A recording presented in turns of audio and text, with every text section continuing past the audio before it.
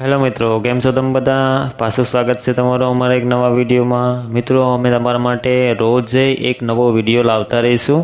મિત્રો, હું છું પરમાર દીપક અને તમે જોઈ રહ્યા છો દીપક જીકે ગુજરાતી યુટ્યુબ ચેનલ. અને હા મિત્રો, અમારી ચેનલને લાઇક, શેર અને સબસ્ક્રાઈબ કરવાનું ના ભૂલતા. તો ચાલો ચાલુ કરીએ વિડીયો. પ્રશ્ન નંબર 1, ગુજરાતના છેલ્લા રાજપૂત રાજા કોણ હતા?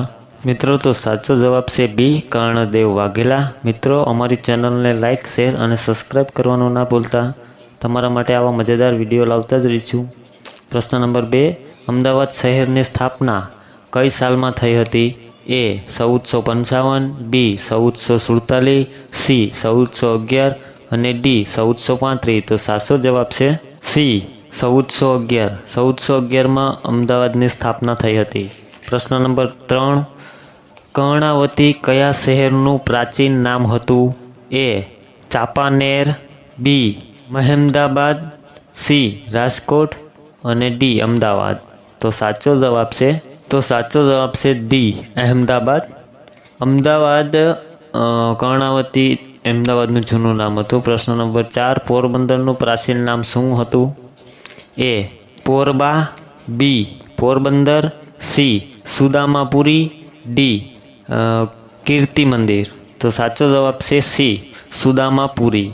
પોરબંદરનું નામ સુદામાપુરી હતું પ્રાચીન સમયમાં. પ્રશ્ન નંબર 5, જૂનાગઢ પંથક પ્રાચીન સમયમાં કયા નામે ઓળખાતું હતું? એ ઝાલાવાડા, બી સોરઠ, સી ચરોતર, ડી હાલાર. તો સાચો જવાબ છે બી સોરઠ. જૂનાગઢ સોરઠના નામે ઓળખાતું હતું. પ્રશ્ન નંબર 6, ભાવનગરનું પ્રાચીન નામ શું હતું? એ માલાવાડા, બી ભાવપુર, સી ઝાલાવાડા અને ડી ગોહિલવાડા. તો સાચો જવાબ છે ડી ગોહિલવાડા. ભાવનગરનું જૂનું નામ ગોહિલવાડા હતું. તો ચાલો મિત્રો, આજનો આ વિડીયો આપણે અહીંયા પૂરો કરીએ છીએ. અને હા મિત્રો, યાર તમે વિડીયો જોવો છો પણ લાઇક, શેર અને સબસ્ક્રાઈબ નથી કરતા, તો પ્લીઝ લાઇક, શેર અને સબસ્ક્રાઈબ કરવાનું ના ભૂલતા. જય ભારત, જય હિન્દ. મળીએ બીજા વિડીયો.